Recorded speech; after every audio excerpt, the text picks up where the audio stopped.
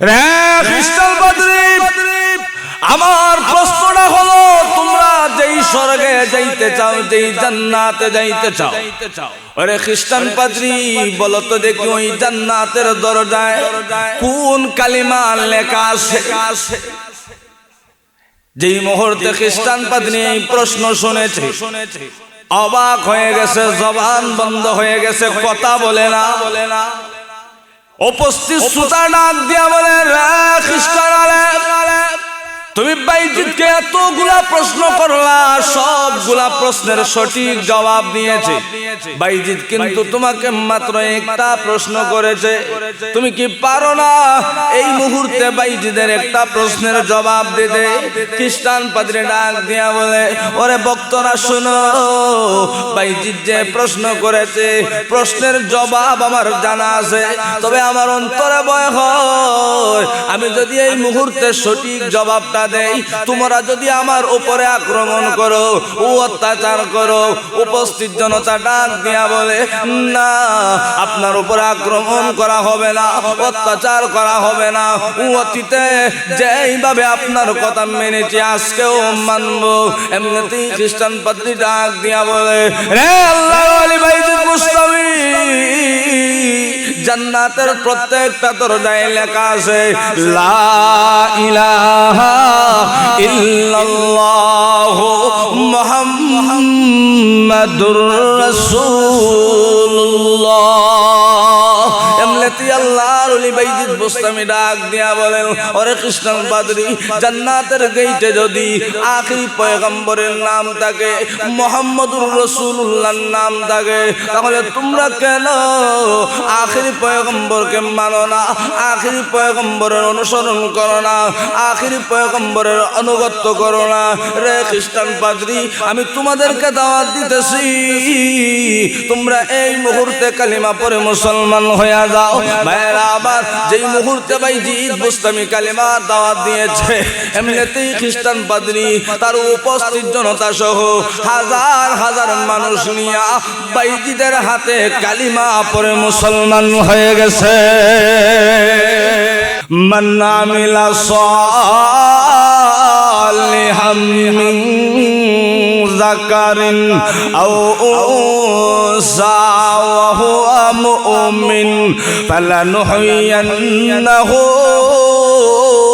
হায়াতান তাইয়্যিবা ওয়া লানাজজিয়ান্নাহুম আজরাহুম বিআহসানি মা কানু ইয়ামালুন। আল্লাহ ডাক দিয়া বলেন, হে দুনিয়ার মানুষেরা, আমার যেই সমস্ত বান্দার বান্দি নেক আমল করবে, তবে তার নেক আমলটা হবে ঈমানের হালতে, তার অন্তরে ঈমান ধারণ করে যারা নেক আমল করবে, আমি আল্লাহ তাদেরকে দুইটা পুরস্কার দান করব।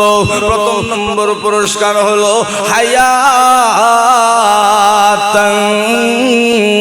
তাইয়্যিবা, আমি আল্লাহ তাদেরকে সম্মানী জীবন দান করব। আমি আল্লাহ তাদেরকে সম্মানী জীবন দান করব। তারা যেই জায়গায় যাবে সম্মানের সম্মুখীন হবে, কখনো তাদের জীবনে লাঞ্ছনার অপমাননা আসবে না। তারা যেই জায়গায় যাবে তাদের ঈমানের খাতিরে আমি আল্লাহ তাদেরকে সম্মানী জীবন দান করব, সম্মানী বানায়া দেব। দুই নম্বরে আল্লাহ বলেন, ওয়ালা নাজজিয়ান্নাহুম আজরাহুম বিআহসানি মা কানু ইয়ামালুন।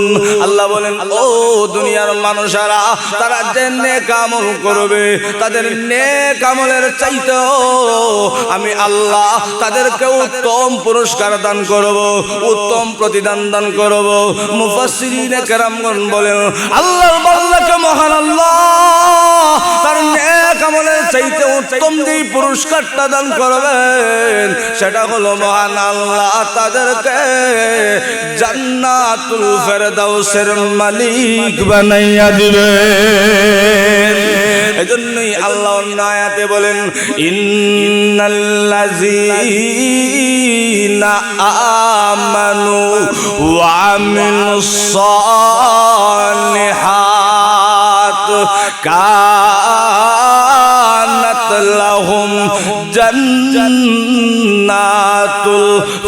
ফিরদাউসি নুজুলা। আল্লাহ বলেন ও দুনিয়ার মানুষেরা, যারা ঈমানদার হবে, ঈমানের সাথে নেক আমল করবে, আমি আল্লাহ পরকালে তাদেরকে পুরস্কার হিসাবে উত্তম জান্নাত যে আমারও যদি টাকা পয়সা হইতো, আমিও যদি চেয়ারম্যান হইতে পারতাম, মেম্বার হইতে পারতাম, এমপি হইতে পারতাম, দুই একটা চামচা তো অবশ্যই সাথে থাকতো। কথা কোন ঠিক কিনা? এই আফসোসটাও যাতে ইমানদারদের না থাকে, আল্লাহ সেই ব্যবস্থা করছেন। আল্লাহ বলেন ও আমার বান্দারা, তোমরা এই সমস্ত বাগানে গিয়া বৈশা যাও, আমি আল্লাহ একটা দুইটা না, হাজারো লক্ষ লক্ষ ফেরেশতাদেরকে তোমাদের পাহারাদার বানাইয়া দিব। পিয়ারে হাজিরিন, দুনিয়ার এমপির যে সিকিউরিটি গার্ড হয়, সে তার এমপির সাথে গাদ্দারি করতে পারে, 100 টাকার বিনিময়ে রাস্তার মধ্যে বিক্রি করে। কথা কোন ঠিক কিনা? চেয়ারম্যানের সিকিউরিটি গার্ড যে হয় 50 টাকার বিনিময়ে বাজারে বিক্রি করে। কথা কোন ঠিক কিনা? আর আমাদেরকে মহান আল্লাহ আমাদের জন্য এমন সিকিউরিটি গার্ড, এমন বডিগার্ড নিয়োগ দিছে। আল্লাহু আকবার। রাসূল বলেন এই মাহফিলের চতুর্পাশ দিয়া মহান আল্লাহ রহমতের ফেরেশতাকে লাইন ধরে রাখছে। এই সমস্ত রহমতের ফেরেশতারা একজনের কাঁধের উপর আরো একজন দাঁড়ায়, একজনের কাঁধের উপর আরো একজন দাঁড়ায়। এক পর্যায়ে দুনিয়া থেকে এই ফেরেশতাদের লাইন আল্লাহর আরশ পর্যন্ত পৌঁছিয়া যায়। আল্লাহর আরশ পর্যন্ত যখন ফেরেশতাদের লাইন পৌঁছায়, আল্লাহ ফেরেশতাদেরকে ডাক দিয়া বলে, রে ফেরেশতারা, দুনিয়ার যেই জায়গা থেকে তোমাদের লাইনটা আরশ পর্যন্ত পৌঁছাইল, আমি তো লক্ষ্য করে দেখি ওই জায়গা আমার কিছু বান্দারা ঠান্ডাকে অপেক্ষা করে, আরামের বিছানাকে হারাম করে, স্ত্রীর সঙ্গ চারিয়া, বাচ্চা কাচ্চার সঙ্গ চারিয়া ঠান্ডার মধ্যে জমিনের উপরে তারা বসে আছে। ফেরেশতারা রে, আমার ওই সমস্ত বান্দারা কেন ওই জায়গায় বসে আছে? তারা আমি আল্লাহর কাছে কি চায়? এমনিতেই ফেরেশতারা ডাক দিয়া বলে, আল্লাহ গো, আপনার বান্দারা আপনার সন্তুষ্টি চায়, জান্নাতে যাইতে চায়, জাহান্নাম থেকে বাঁচতে যায়। ফেরেশতারা এমনিতেই যখন এই কথাটা আল্লাহকে ডাক দিয়া বলে, আল্লাহ বলেন ফেরেশতারা রে, আমার বান্দারা কি জান্নাত দেখেছে? না গো আল্লাহ, না, আপনার বান্দারা জান্নাত দেখে নাই। রে ফেরেশতারা, আমার বান্দারা কি জাহান্নাম দেখেছে? ফেরেশতারা ডাক দিয়া বলেন, না, আপনার বান্দারা জাহান্নাম দেখে নাই। ফেরেশতারা রে, আমার বান্দারা কি আমার পয়গম্বরকে দেখেছে? না, আপনার বান্দারা আপনার পয়গম্বরকে দেখে নাই। রে ফেরেশতারা, আমার বান্দারা কি আমি আল্লাহকে দেখেছে? না, আপনার বান্দারা আপনি মালিককে দেখে নাই। এমনি মুহূর্তে আল্লাহ ডাক দিয়া বলে, রে ফেরেশতারা, আমার যেই সমস্ত বান্দারা জান্নাত না দেখিয়ে বিশ্বাস করে, জাহান্নাম না দেখিয়ে বিশ্বাস করে, আমার পয়গম্বরকে না দেখে, পয়গম্বরের মহব্বত অন্তরের মধ্যে ধারণ করে, পয়গম্বরের উপর ঈমান আনয়ন করে, আমি আল্লাহর উপর ঈমান আনয়ন করে, আমি আল্লাহর উপর বিশ্বাস স্থাপন করে, আমার ওই সমস্ত বান্দাদেরকে আমি আল্লাহ খালি হাতে ফেরাইয়া দেব না। রে ফেরেশতারা, আল্লাহ গো, আপনার বান্দাদেরকে আপনি কি দিয়া ফেরাইয়া দেবেন? এমনি মুহূর্তে আল্লাহ ডাক দিয়া বলেন, রে ফেরেশতারা, আমি আল্লাহর পক্ষ থেকে আমার বান্দাদের ব্যাপারে এই মুহূর্তে ঘোষণা দিয়া দে, ও মাগফুরাল লাকুম। আমার যেই সমস্ত বান্দারা এই জায়গায় বসে আখিরি মুনাজাতে হাত উঠাইয়া চোখের পানি ফালাইয়া আল্লাহর কাছে কান্না করবে, জিন্দেগির গুনার জন্য মাফ চাইবে, জাহান্নাম থেকে রক্ষা চাইবে, জান্নাতের আশা আল্লাহর কাছে পেশ করবে, ওই সমস্ত বান্দারা চোখের পানি ফালাইয়া কান্না করতে দেরি হয়। মহান আল্লাহ ডাক দিয়া বলেন, বান্দারে যা, আমি আল্লাহ তোর জিন্দেগির সব গুনাহ মাফ করে দিলাম। আল্লাহ গুনাহ মাফ কইরা দেয় এখানে বসলে। এখন আপনারা বলুন তো, আমরা যারা আসছি বসছি, আমাদের লাভ না লস? আরো জোরে কোন না। এখন মুসলমান তো একা একা লাভ করতে চায় না, এক মুসলমান জান্নাতে যাইতে চায়, তার বাইকেও সাথে নিতে চায়। কথা কোন ঠিক কিনা? এজন্য আমরা দোয়া করি, এই সমস্ত মুরব্বী বাবারা, যুবক ভাইয়েরা এখনো বাহিরে আছেন, আল্লাহ যেন তাদেরকেও আমাদের সাথে কবুল করে নেন। সবাই কোন আমিন। আমি আপনাদের সামনে মহাগ্রন্থ আল কোরআন থেকে অত্যন্ত ছোট্ট একখানা আয়াতে কারিমা তেলাওয়াত করেছি। আলোচনার শুরুতেই আল্লাহ রাব্বুল আলামিনের কাছে তৌফিক কামনা করি, আল্লাহ যেন উক্ত আয়াতকে সামনে রেখে আমাদের প্রত্যেকের দ্বীনি ফায়দা হয়, এমন কিছু কথা বলা ও আমলের নিয়তে শোনার তৌফিক দান করুন। ওয়া মা তৌফিক ইল্লা বিল্লাহ। যে আয়াতে কারিমা আমি আপনাদের সামনে তেলাওয়াত করেছি, তেলাওয়াতকৃত আয়াতের মধ্যে আল্লাহ রাব্বুল আলামিন বলেন, মান আমিলা সালিহাম মিন যাকারিন আও উনসা ওয়া হুয়া মুমিন। ঈমানের হালতে যেই সমস্ত মুমিন বান্দা হোক অথবা বান্দি হোক, যারা নেক আমল করবে, আল্লাহ বলেন আমি আল্লাহর পক্ষ থেকে তাদের জন্য দুইটা স্পেশাল পুরস্কার দান করব। ঈমানের হালতে যেই সমস্ত বান্দা বান্দিরা নেক আমল করবে, তাদের জন্য আল্লাহর পক্ষ থেকে দুইটা পুরস্কার। আল্লাহ বলেন ফালা নুহইয়ান্নাহু হায়াতান তাইয়্যিবা। এটা হলো একটা পুরস্কার। দুই নম্বরে আল্লাহ বলেন ওয়ালা নাজজিয়ান্নাহুম আজরাহুম বিআহসানি মা কানু ইয়ামালুন। এটা হলো দুই নম্বর পুরস্কার। পুরস্কারের আলোচনা পরে আগে আসুন, মান আমিলা সালিহা, যারা নেক কাজ করে, মিন যাকারিন আও উনসা, যে নেক কাজ করে, চাই সে পুরুষ হোক অথবা মহিলাই হোক, ওয়া হুয়া মুমিন, যদি সে ঈমানদার। পিয়ারে হাজিরিন, আল্লাহ রাব্বুল আলামিনের এই কথার মাধ্যমে বোঝা গেল বান্দার বান্দি যতই নেক আমল করে, তার নেক আমলের দাম আল্লাহর কাছে তখন হয় যখন তার ভিতরে ঈমান থাকে। কথা কোন ঠিক কিনা? ঈমান সারা আল্লাহর কোন বান্দা যদি সারা জীবন নেক কাজ করে, রাত্রের বেলা তাহাজ্জুদের অভাব নাই, দিনের বেলা রোজা নফল ইবাদত বন্দেগীর অভাব নাই, যতই নেক আমল করে না কেন, আল্লাহ বলেন ঈমান ছাড়া সেই নেক আমলের আমি আল্লাহর কাছে এক পয়সারও মূল্য নাই। তাহলে বোঝা গেল আমাদের মূল পুঁজি ঈমান থাকতে হবে। পিয়ারে হাজিরিন, আমরা সবাই নিজেকে ঈমানদার বলে দাবি করি, ঈমানদার বলেই সমাজে আমাদের পরিচয়। কেউ যদি বেঈমান গালি দেয়, আল্লাহু আকবার, তার বিরুদ্ধে যে কত প্রকারের অ্যাকশন হয়, যে গালি দেয় সে বুঝে। প্রত্যেকেই আমরা ঈমানদার, কারণ আমাদের বাবা দাদা নানা সবাই ঈমানদার। মুসলমানের ঘরের সন্তান মুসলমান। পিয়ারে হাজিরিন, কিন্তু আমার দুঃখে ভরা কথাটা হলো, আমি কি কখনো এই জিনিসটা নিয়ে একবার চিন্তা করছি যে আমি যে নিজেকে ঈমানদার বলে পরিচয় দেই, আমার ঈমানটা কি পরিমাণ আছে আর কি পরিমাণ গেছে?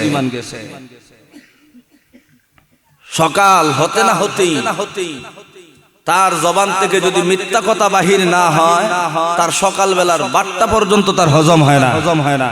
বছরের পর বছর যায়, সে একবার মসজিদের বারান্দায় গিয়েও দেখে না মসজিদটা কেমন আছে। আল্লাহু আকবার, সেও নিজেকে ঈমানদার বলে পরিচয় দেয়। ও ভাই, আমাদের এই ঈমানের এই অবস্থা হওয়ার কারণে আমরা আজকে কোন জায়গায় আছি লক্ষ্য করে দেখেন। তৎকালীন সময়ে আজ থেকে ১৫০০ বছর আগে যখন আল্লাহর পয়গম্বর দুনিয়ায় ছিলেন, মুসলমানদের সংখ্যা গোটা কয়েকজন। আল্লাহু আকবার, মুসলমানদের সংখ্যা গোটা কয়েকজন হওয়ার পরেও রাসূলের জমানাটা এমন একটা জমানা ছিল, পয়গম্বরের সাহাবীরা যেদিকেই যাইতেন, যেখানেই যাইতেন, আল্লাহ রাব্বুল আলামিন তাদেরকে বিজয়ী সম্মানী বানায়া দিতেন। কথা কোন ঠিক কিনা? আজকের দুনিয়ায় আদমশুমারির হিসাব অনুযায়ী বর্তমান দুনিয়ায় প্রায় ২০০ কোটির উপরে মুসলমান। এত বিপুল পরিমাণের মুসলমান থাকার পরেও আজকে আপনি পৃথিবীর যে দিকেই তাকান, পৃথিবীর পূর্ব থেকে পশ্চিম, উত্তর থেকে দক্ষিণ, যে দিকেই তাকান প্রতিটা দেশে প্রতিটা জায়গায় মুসলমানরা নির্যাতনের শিকার হয়ে আছে। কথা বলেন ঠিক কিনা? ঠিক কিনা? আজকে আপনি ফিলিস্তিনের দিকে তাকান, মুসলমানদের ঐতিহ্য নাই, তারা ঐতিহ্য হারা হয়ে গেছে। ভারতের দিকে তাকান, আমার মুসলমান বোনদেরকে দিনের বেলা গড় থেকে ধরে নিয়ে দর্শনের শিকার করতেছে। কথা বলেন ঠিক কিনা? ঠিক কিনা? আপনি এত দূর যাবেন, দূর যাবেন। বাংলাদেশের দিকে তাকান, 95% মুসলমানের দেশ, তার নাম বাংলাদেশ। 95% মুসলমানের দেশে একটা জেনারেল শিক্ষিত যুবক ঈমানের পথে হাঁটার কারণে, দেশ প্রেম তার অন্তরের মধ্যে ধারণ করার কারণে মাথার মধ্যে গুলি নিতে হয় দুনিয়া থেকে, অল্প বয়সেই বিদায় নিতে হয়। কথা কোন ঠিক কিনা? ঠিক কিনা? আজকে আমরা যদি ঈমানদার হইতাম, আমাদের ঈমানটা যদি তাজা থাকতো, বলেন তো আমরা কি এই জায়গায় বসে থাকতে পারতাম?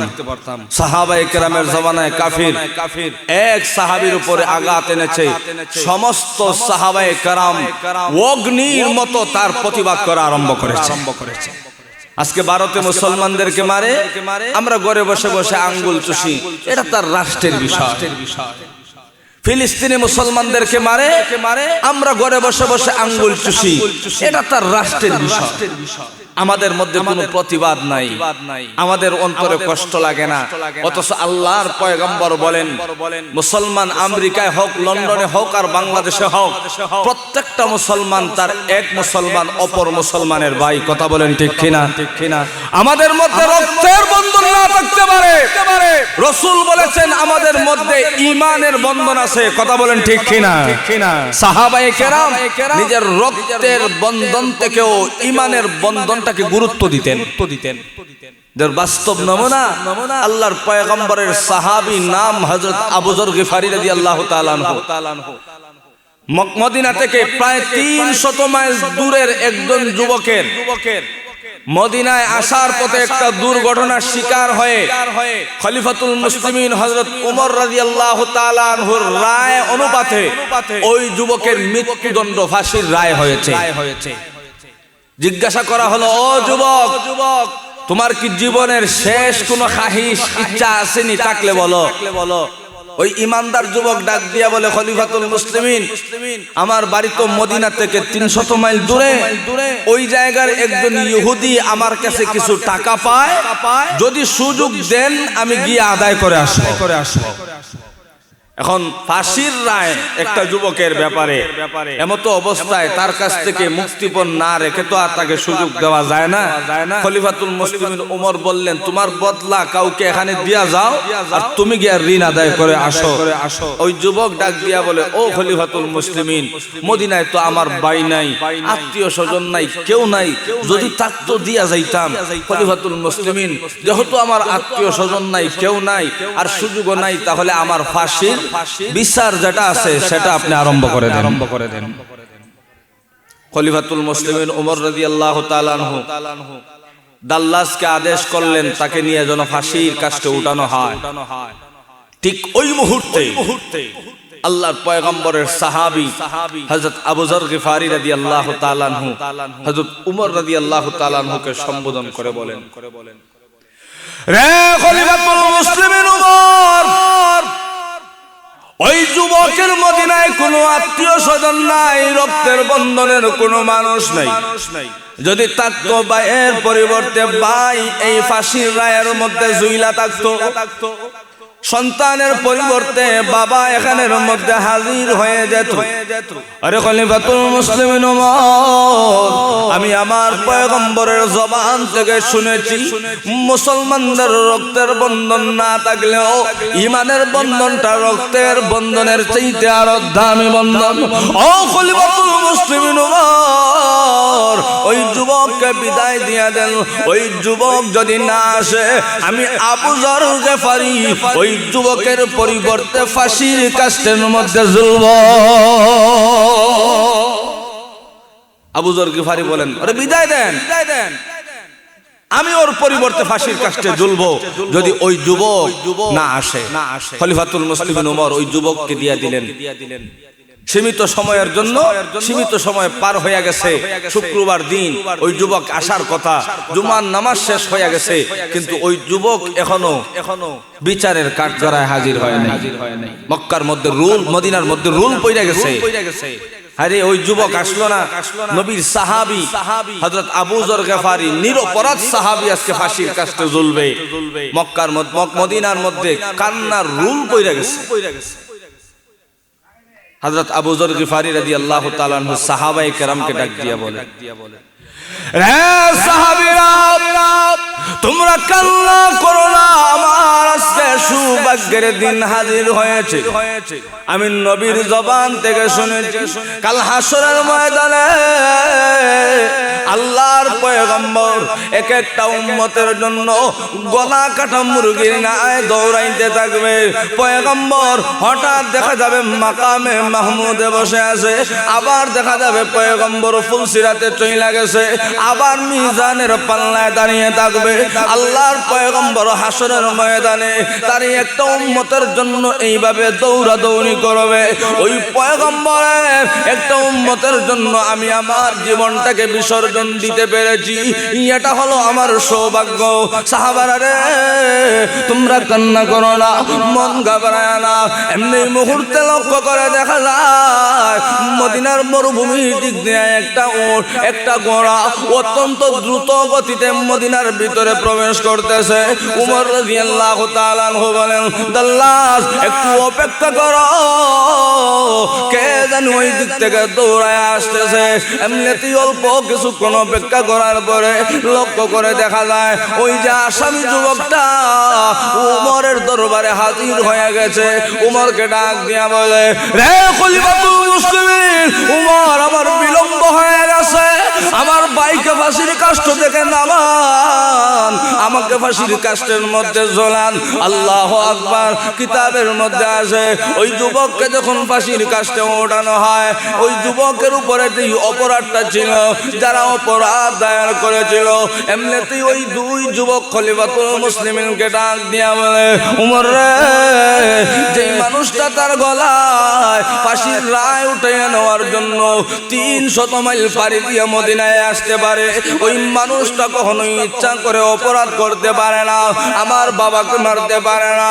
ওরে খলিফাতুল মুসলিমিন, ওই যুবককে আর ফাঁসির কাষ্ঠে ঝোলানোর প্রয়োজন নাই। আমরা বাবা হারা সন্তানের সন্তান হয়ে আপনার কাছে আরজ করতেছি, আমাদের ভাইকে আমরা এই মুহূর্তে মাফ করে দিলাম।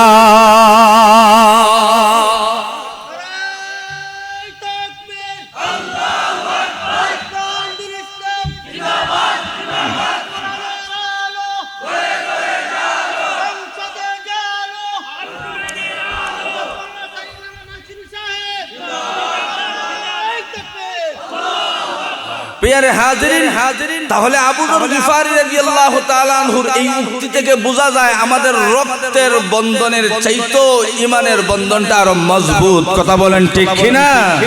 পৃথিবীর যে কোনো প্রান্তে মুসলমানের উপরে আঘাত আসুক, আমাদের প্রতিবাদ করার দরকার আছে না নাই?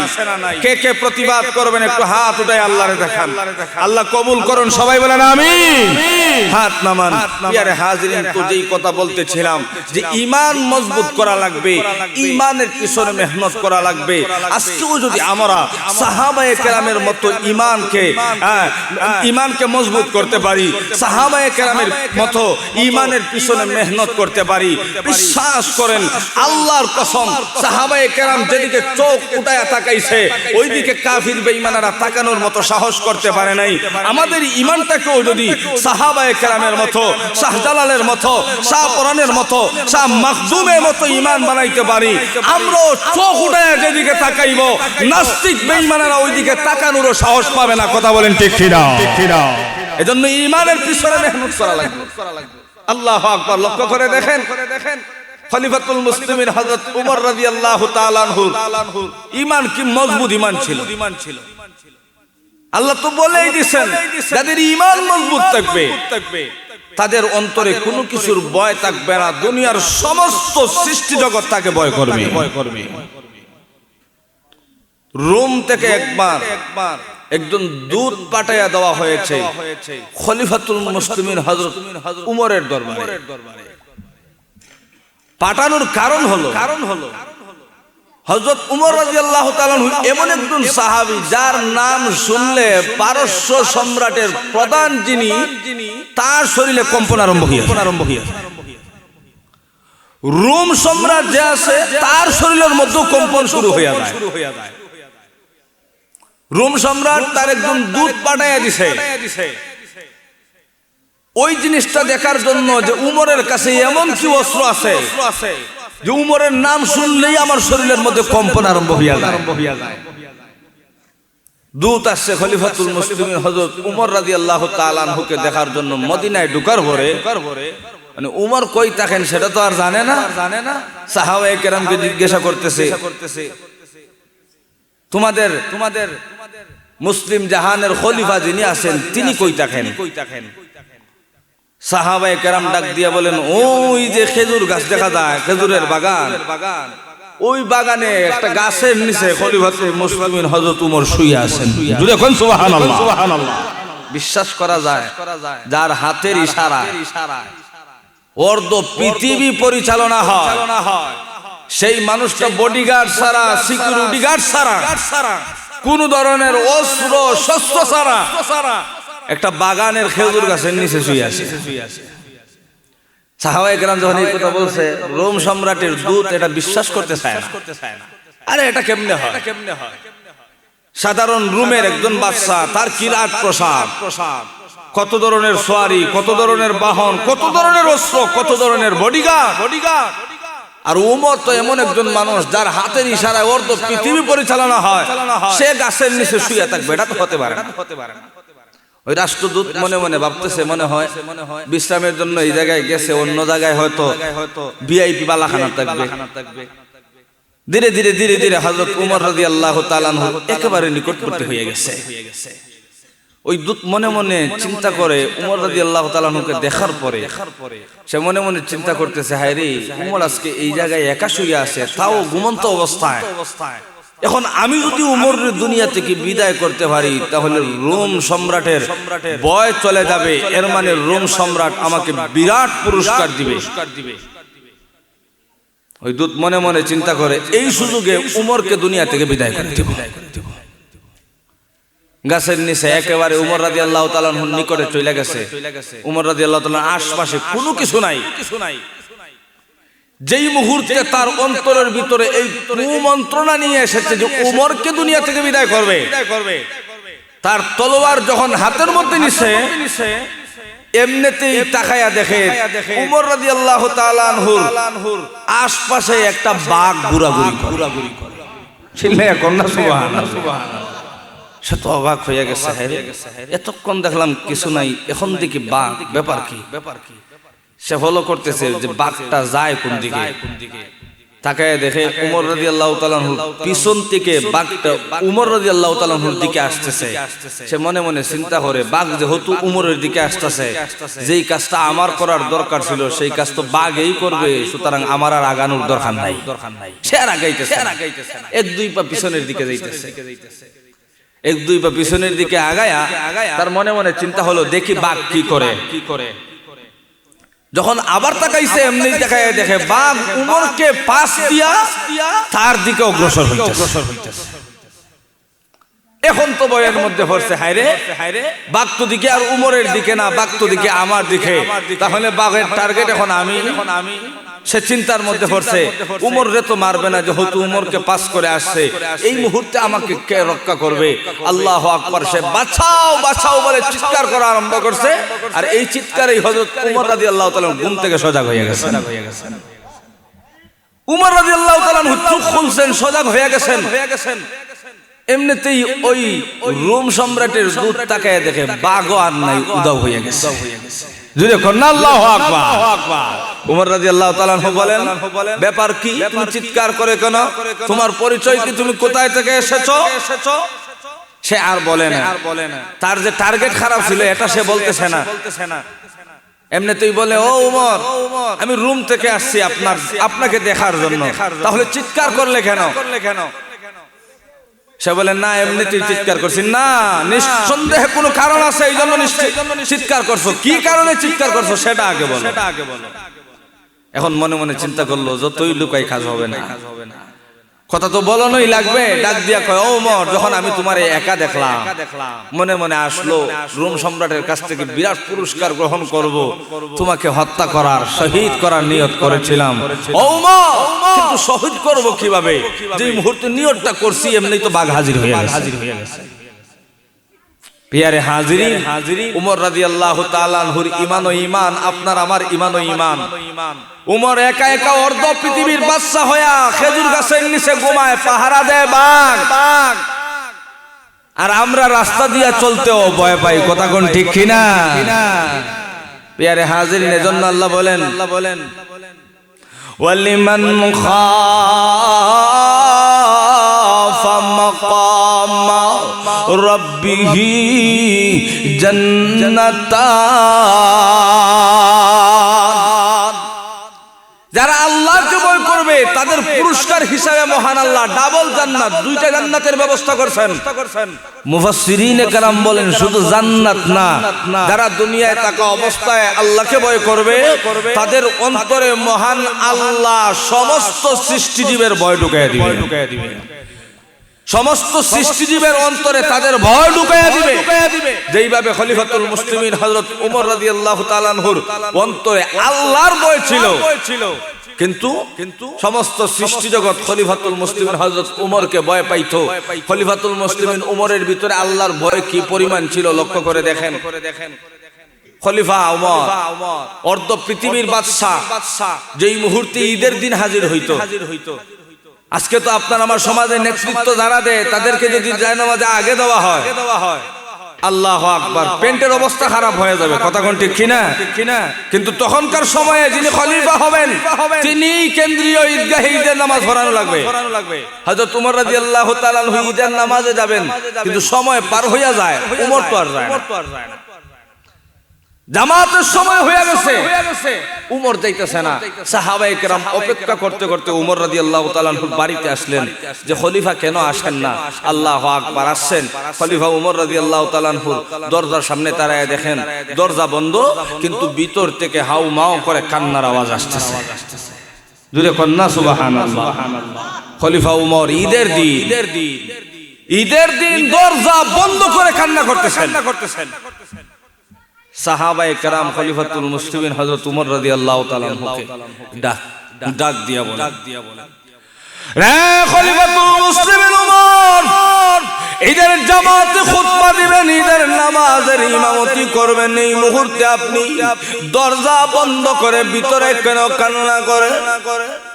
এমনিতেই উমর রাদিয়াল্লাহু তাআলা আনহু বলেন, রে সাহাবীরা, ঈদ মানে আনন্দ, কিন্তু ঈদটা তখন আনন্দের হয় যখন ঈদের হক আদায় করা যায়। সাহাবীরা রে, তোমাদের উপরে তো শুধু পারিবারিক দায়িত্ব, তোমরা পারিবারিক দায়িত্ব আদায় করে ঈদগাহে চলে এসেছো। রে সাহাবীরা, আমি তোর পৃথিবীর খলিফা, আমার এই এরিয়ার ভিতরে একটা মানুষ যদি আমার কারণে কষ্ট পায়া থাকে, একটা মানুষের হক যদি আমি উমর আদায় না করে থাকি, আমি কি জবাব আল্লাহর কাছে দিব? কি জবাব হাসরের ময়দানে দিব? রে সাহাবীরা, আমার অন্তরের ভিতরে ভয় হয়, আমি কি আমার রবের হক আদায় করতে পারছি কিনা? আমার অন্তরের মধ্যে ভয় হয়, আমি কি আমার জনগণের দায়িত্ব আদায় করতে পারছি কিনা? আমার অন্তরের ভিতরে ভয় হয়, আমি যে দীর্ঘ একটা মাস রমজানের রোজা সাধনা করলাম, সিয়াম সাধনা করলাম, আমার রোজাগুলো আল্লাহর কাছে কবুল হলো কিনা, এই ভয়টা আমার অন্তরের মধ্যে হয়। এজন্য আমি ঈদের আনন্দ উপভোগ করতে পারতেছি না।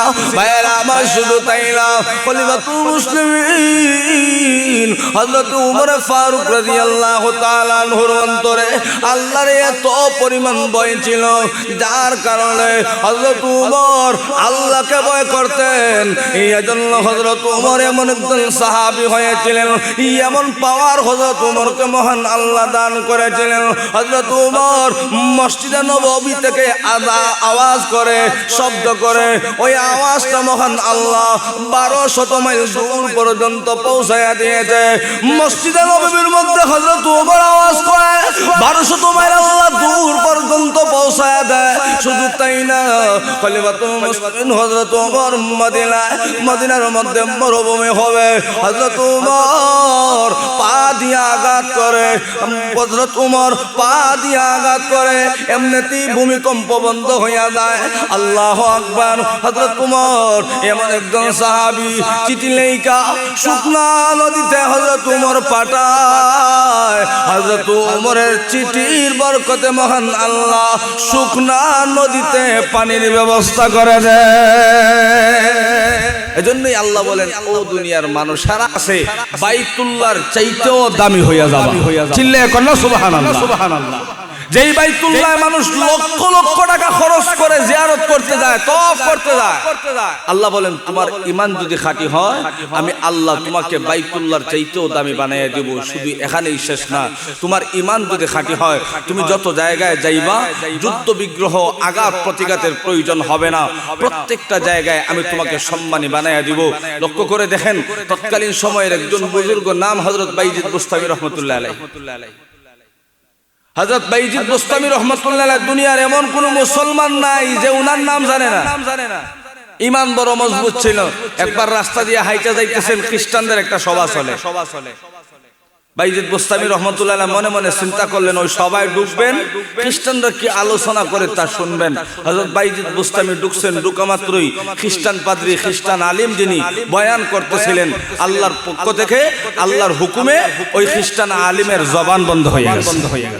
চিল্লায়ে কন্না সুবহানাল্লাহ, সুবহানাল্লাহ। কারণ একজন ইমানদারের দাম তো আল্লাহর কাছে এত যে ইমানদার উপস্থিত থাকবে, খ্রিস্টান না কুলায়া গলা বলায়া কথা বলবে, এটা আল্লাহ সহ্য করতে পারে না।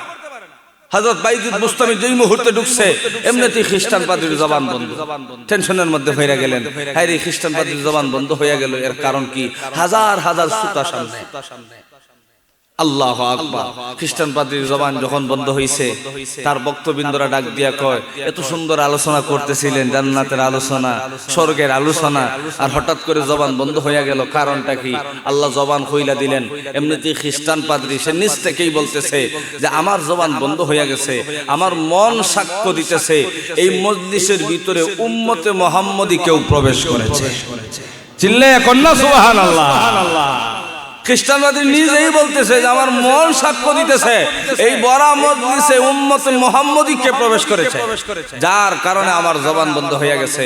সে ঘোষণা দিয়ে দিল, কে আসো উম্মতে মুহাম্মদী, কে আসো আল্লাহর উপরে বিশ্বাস স্থাপন করো, আখেরি নবীকে মানো, এমন যে আসো হাতটা উঠাও, তোমার উপরে আঘাত করা হবে না, তোমার উপরে মারধর করা হবে না, তোমার প্রতিবাদ করা হবে না, শুধু হাতটা উঠাও। বাইজিদ বুস্তামি রহমাতুল্লাহ আলাইহি মনে মনে চিন্তা করলেন, দাওয়াত দেওয়ার সুযোগ যায়, দাওয়াত দেওয়া সুযোগ যায়। বাইজিদ বুস্তামি হাতটা উঠাইছে।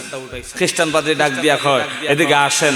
বাইজিদ বুস্তামি গেলেন, ডাক দিয়া কয়, ও আল্লাহর ওলি বাইজিদ বুস্তামি, যেহেতু চলেই আসছেন, হাতও উঠাইছেন, সামনাসামনি হয়ে গেছেন, আমি আপনাকে কয়েকটা প্রশ্ন করব, যদি জবাব দিতে পারেন তাহলে এই মুহূর্তে আমার সমস্ত দলবল নিয়া কালিমা হইরা মুসলমান হয়ে যাও। বাইজিদ বুস্তামি কয়, সুযোগটা যায়। বাইজিদ বুস্তামি আমার মনে মনে টেনশন করে, খ্রিস্টান পাদ্রী না জানি কি প্রশ্ন করে, প্রশ্নের উত্তর আমার জানা আছে না নাই তাও তো একটা সন্দেহের বিষয়। উনি মাথাটা নিচের দিকে দিয়া চক্ষুটা বন্ধ করে আল্লাহর সাথে কথা বলা আরম্ভ করলেন, আল্লাহ গো, আপনার বান্দা খ্রিস্টান কি প্রশ্ন করবে তাও জানি না, ও আল্লাহ, যদি প্রশ্নের উত্তরগুলা দিতে পারি এতজন মানুষ আপনার নাম জপবে, আপনার জিকির আজকার করবে, ইসলামের প্রচার প্রসার করবে, এতজন মানুষ ঈমানের ছায়াতলে চলে আসবে। আল্লাহ, আমি তোমার কাছে চাই, আমার জানা থাক বা নাই থাক, খ্রিস্টান পাদ্রী যেই প্রশ্নগুলা করে প্রত্যেকটা প্রশ্নের জবাব আমার অন্তরে ঢাইলা দিও। আর জোরে কন্না সুবহানাল্লাহ। বাইজিদ বুস্তামি আল্লাহর কাছে দোয়া করছে, আল্লাহ দোয়া কবুল করে নিয়েছে। খ্রিস্টান পাদ্রী বাইজিদ বুস্তামি খেয়ে এক এক করে অনেকগুলা প্রশ্ন করা আরম্ভ করলো। প্রত্যেকটা প্রশ্নের সঠিক জবাব বাইজিদ বুস্তামি দিয়েছেন। চিল্লে এখন সুবহানাল্লাহ। প্রশ্নগুলা বলা যাবে না, অনেকগুলা প্রশ্ন। এবার আসুন, বাইজিদ বুস্তামি রহমতুল্লাহ আলাইহি বলেন, ও খ্রিস্টান পাদ্রী, তুমি তো অনেকগুলা প্রশ্ন করলা, সবগুলা প্রশ্নের জবাবই আমি দিয়ে দিলাম। আমার একটা প্রশ্ন, আমি এত প্রশ্ন করব না, তুমি কি আমার একটা প্রশ্নের জবাব দিবা? আল্লাহু আকবার। বাইজিদ বুস্তামি যখন এই কথা বলছেন, খ্রিস্টান পাদ্রী ডাক দিয়া কয়, আল্লাহর ওলি, আপনি এতগুলা প্রশ্নের জবাব দিলেন, আর আপনি মাত্র আমাকে একটা প্রশ্ন করবেন, আমি জবাব দিব না, তা তো হতে পারে না। কি প্রশ্ন আপনি করেন? বাইজিদ বুস্তামি রাহমাতুল্লাহ আলাইহি একটা প্রশ্ন করলেন, খ্রিস্টান পাদ্রীকে ডাক দিয়া বলেন, রে খ্রিস্টান পাদ্রী, আমার প্রশ্নটা হলো, তোমরা যেই স্বর্গে যাইতে চাও, যেই জান্নাতে যাইতে চাও, আরে খ্রিস্টান পাদ্রী বলো তো দেখি, ওই জান্নাতের দরজায় কোন কালিমা লেখা আছে? যেই মুহূর্তে খ্রিস্টান পাদ্রী এই প্রশ্ন শুনেছে, অবাক হয়ে গেছে, জবান বন্ধ হয়ে গেছে, কথা বলে না। উপস্থিত শ্রোতা ডাক দিয়া বলে, রে খ্রিস্টান আলেম, তুমি বাইজিদকে এতগুলা প্রশ্ন করলা, সবগুলা প্রশ্নের সঠিক জবাব দিয়েছে। বাইজিদ কিন্তু তোমাকে মাত্র একটা প্রশ্ন করেছে। তুমি কি পারো না এই মুহূর্তে বাইজিদের একটা প্রশ্নের জবাব দিতে? খ্রিস্টান পাদ্রী ডাক দিয়া বলে, ওরে ভক্তরা শোনো, বাইজিদ যে প্রশ্ন করেছে, প্রশ্নের জবাব আমার জানা আছে, তবে আমার অন্তরে ভয় হয়, আমি যদি এই মুহূর্তে সঠিক জবাবটা দেই, তোমরা যদি আমার উপরে আক্রমণ করো, ও অত্যাচার করো। উপস্থিত জনতা ডাক দিয়া বলে, না, আপনার উপরে আক্রমণ করা হবে না, অত্যাচার করা হবে না। ও অতীতে যেইভাবে আপনার কথা মেনেছি, আজকেও মানবো। এমনিতেই খ্রিস্টান পাদ্রী ডাক দিয়া বলে, রে আল্লাহর ওলি বাইজিদ বুস্তামি,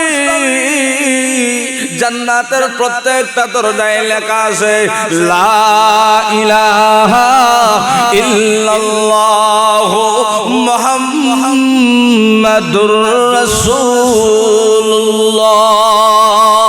এমনিতেই আল্লাহর ওলি বাইজিদ বুস্তামি ডাক দিয়া বলেন, ওরে খ্রিস্টান পাদ্রী, জান্নাতের গেইটে যদি আখিরি পয়গম্বরের নাম থাকে, মুহাম্মাদুর রাসূলুল্লাহর নাম থাকে, তাহলে তোমরা কেন আখিরি পয়গম্বরকে মানো না? আখিরি পয়গম্বরের অনুসরণ করো না? আখিরি পয়গম্বরের অনুগত্য করো না? রে খ্রিস্টান পাদ্রী, আমি তোমাদেরকে দাওয়াত দিতেছি, তোমরা এই মুহূর্তে কালিমা পড়ে মুসলমান হয়ে যাও।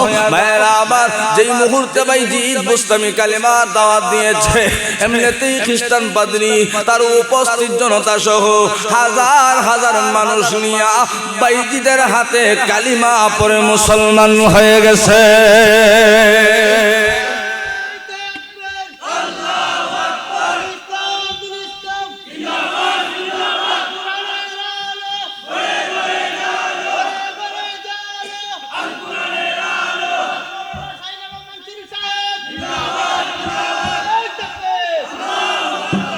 প্রিয় হাজিরিন, বাইজিদ যে এতগুলা মানুষকে মুসলমান বানাইলেন, যুদ্ধের প্রয়োজন হয়েছে, তলোয়ারের প্রয়োজন হয়েছে, ঈমানের পাওয়ারটাই যথেষ্ট। এজন্য আল্লাহ বলেন, মান আমিলা সালিহাম মিন যাকারিন আও উনসা ওয়া হুয়া মুমিন ফালানুহয়িয়ান্নাহু